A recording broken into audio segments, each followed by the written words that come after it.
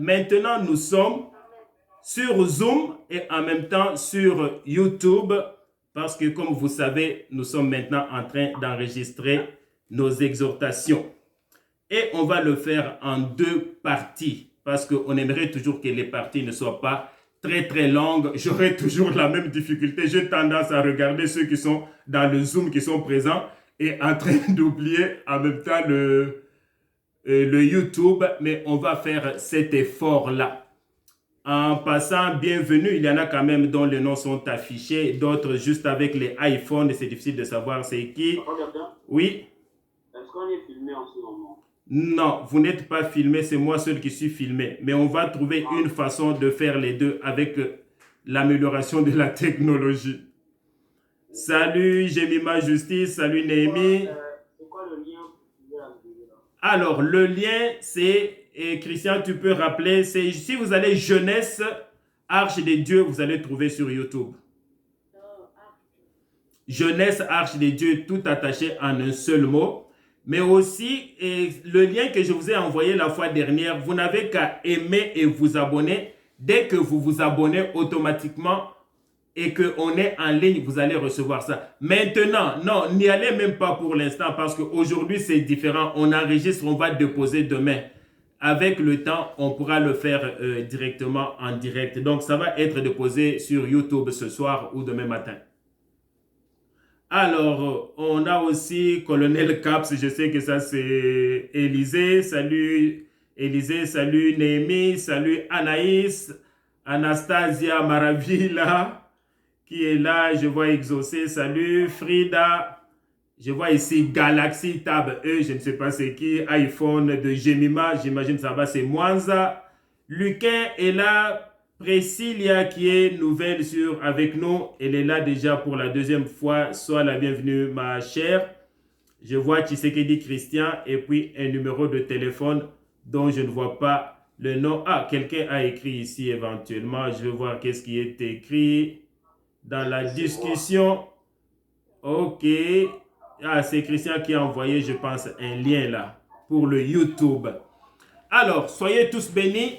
Nous allons continuer avec nos méditations. N'oublions pas notre point de départ, c'est que les difficultés pour entrer dans des relations, ce n'est pas réservé à ceux qui ne connaissent pas Dieu.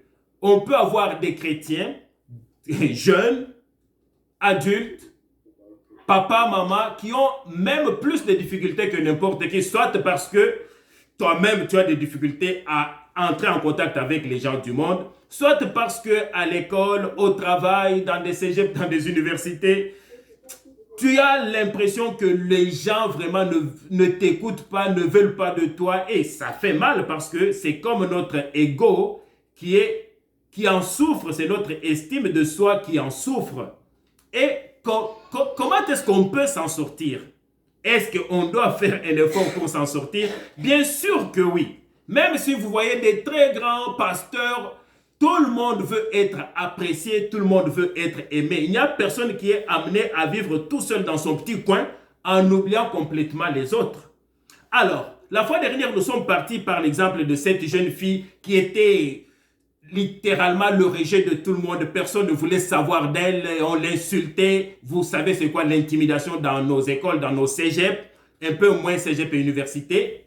Alors cette jeune fille, c'était à cause de son poids, à cause de ses dents qui n'étaient pas bien, alors elle a souffert toute l'année.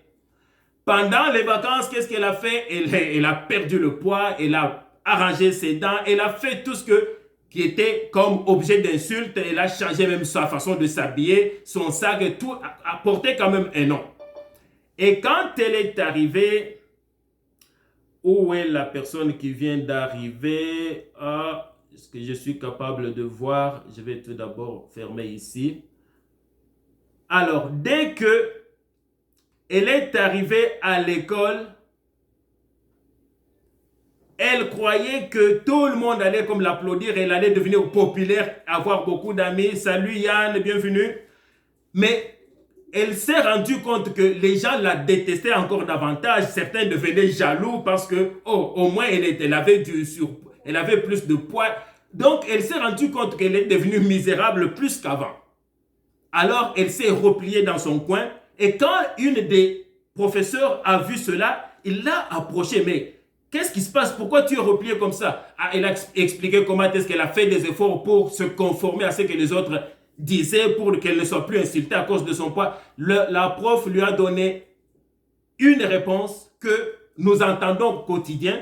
Non, toi là, ne fais rien pour les autres. Fais des choses pour toi-même, ce qui te fait plaisir, ce qui te plaît. C'est une bonne remarque qu'elle était comme à la remorque de besoin des autres, ce qui ne fait pas de sens, et que tu n'auras pas de solution quand tu fais tout pour te conformer aux autres, parce que ça s'appelle conformisme. Tu finiras par faire le mal si eux aussi font le mal parce que tu ne veux pas les perdre. Alors fais les choses pour toi-même, sauf qu'elle a essayé de faire les choses pour elle-même, mais elle ne comprenait pas ce que ça voulait dire. C'est comme, est-ce que ça veut dire que je dois devenir celui qui doit m'accepter moi-même? Or, j'ai besoin de l'acceptation des autres. Donc, elle est devenue encore plus misérable qu'avant. Et cette situation-là, ça frappe les chrétiens, ça frappe les jeunes chrétiens. Il n'y a pas de jeunes chrétiens là qui sont populaires partout dans des écoles. C'est comme, parfois, le message que nous recevons dans nos églises n'est pas nécessairement celui qu'on a des autres. Donc, c'est pas nécessairement très évident là. Alors, on va faire plusieurs petites vidéos qui vont essayer un peu de nous aider dans ce cheminement-là. Quoi faire? Alors, la fois dernière, nous nous sommes dit, pourquoi est-ce que je dois chercher la réponse, soit de l'élève elle-même qui voulait aller se conformer à ce que les autres disaient, ou suivre ce que la professeure dit, se replier sur soi-même, parce que nous sommes dans une société, qu'est-ce qui est à la mode? C'est, les libertés individuelles. Chacun, il n'y a personne qui doit faire les choses pour les autres. Tu fais les choses pour toi-même.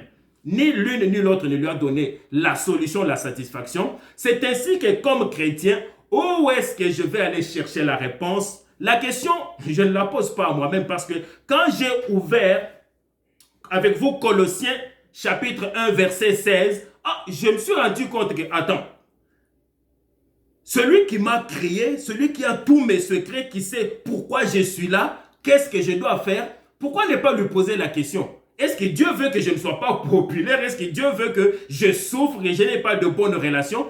Ça ne ressemble pas à la Bible qui nous dit d'aimer les autres. Alors je retourne auprès de lui pour lui poser la question. Mais Seigneur, attends. Et c'était deux questions que nous lui avons posées. La première question, c'était comment expliquer que Seigneur, moi je n'ai pas de valeur auprès des autres, je parle, c'est comme si je n'existais pas, il y en a qui se moquent de moi, il y en a qui je passe, c'est comme rien n'est passé par là, parfois ça se répète même dans ma famille, il y en a qui répètent à maman, mais maman, moi je parle, tu ne m'écoutes jamais. Donc, avec les frères et sœurs, d'où vient cela? Seigneur, comment expliquer que moi je n'ai pas de valeur, je ne me sens pas que je vaux quelque chose auprès des gens? Ça c'est la première question. La deuxième question, Seigneur, qu'est-ce que je dois faire entre me conformer aux autres pour leur faire plaisir? Ça fait quand même du sens, non? Faire des choses pour les autres, ou bien faire pour moi-même. Qui est-ce que je dois privilégier? À la première question, parce que le Seigneur a dit qu'il m'a créé pour lui. C'est ce que Colossiens 1,16 disait. Tout a été créé par lui et pour lui. Donc j'ai été créé, tu as été créé pour son plaisir. Lui doit avoir le secret comment s'en sortir. Et quand je lui pose la question de ma valeur, il m'a répondu avec sa propre parole.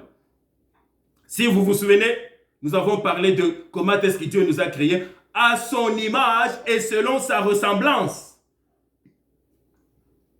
Il y a un Gondo qui vient d'arriver. Donc, il m'a dit que je t'ai créé à ma propre image, selon ma propre ressemblance. Comment expliquer que toi, là, tu es en train de te vendre à 2 sous auprès de tes amis, là, comme si tu m'en dis un peu l'acceptation, alors que moi, je t'ai créé exactement à mon image. Ça, c'est un point. En plus, quand j'étais perdu, là, j'ai commis des péchés, je me suis éloigné de lui. Comment est-ce qu'il a payé pour montrer c'est quoi, qu'est-ce que je vaux à ses yeux? Il a payé le prix, là, ma valeur, là, il a payé avec la vie de son fils, Jésus-Christ.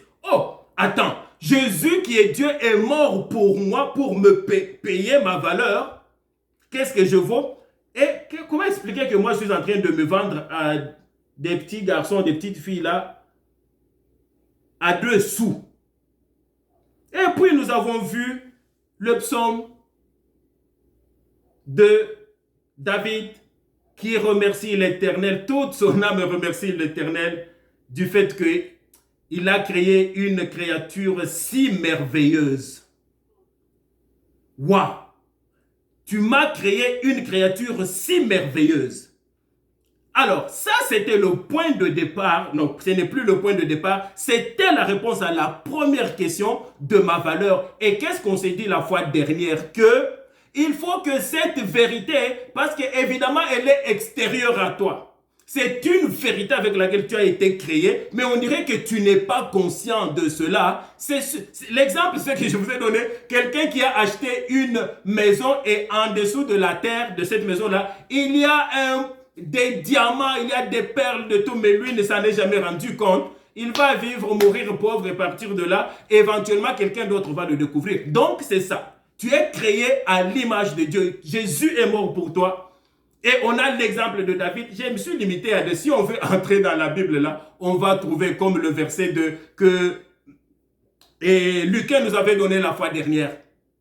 Alors, quoi faire pour commencer à creuser pour retrouver ce diamant que moi-même, je ne veux pas prendre alors qu'il est déjà là?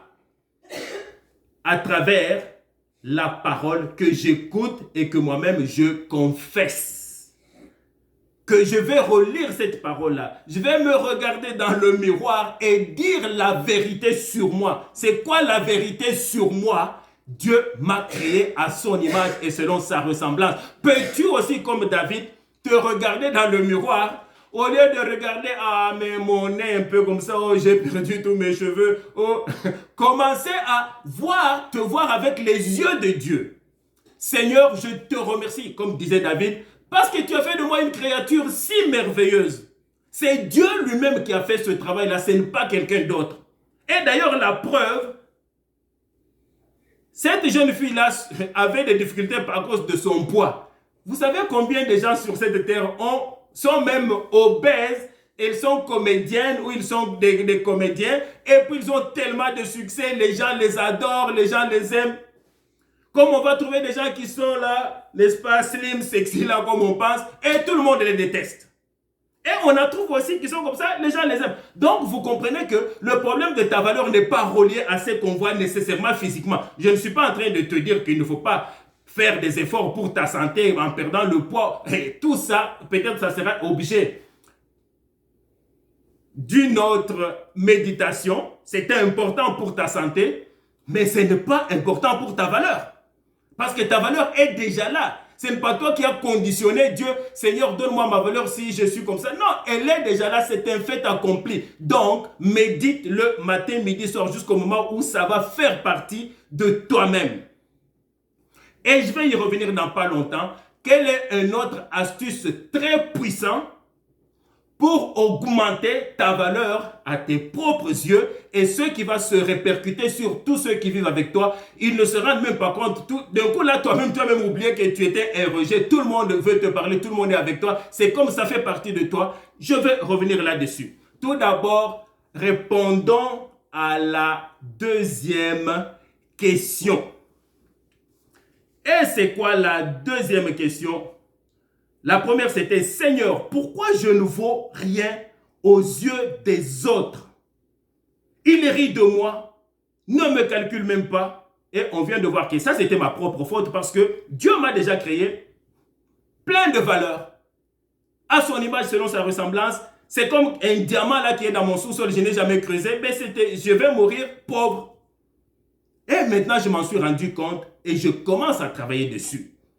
En répétant la parole de Dieu. Pendant qu'on prie à l'église, là, toi, tu as les yeux fermés. Sois en train de remercier l'Éternel de ce qu'il t'a créé une créature si merveilleuse. Sois loué, sois béni, Dieu éternel, Dieu tout-puissant. Tu es bon, tu es magnifique, tu es merveilleux. Tu es plein d'amour parce que tu m'as créé à ton image. Tu as envoyé Jésus pour mourir pour moi. Waouh, sois loué, Dieu éternel. Voilà la prière d'un chrétien qui a la foi en Dieu, qui a la foi dans l'œuvre que Dieu a accomplie sur toi. Dieu n'a pas fait d'autre chose sur les autres et puis différence. Non, non, il t'a créé de cette façon-là. Et la deuxième question,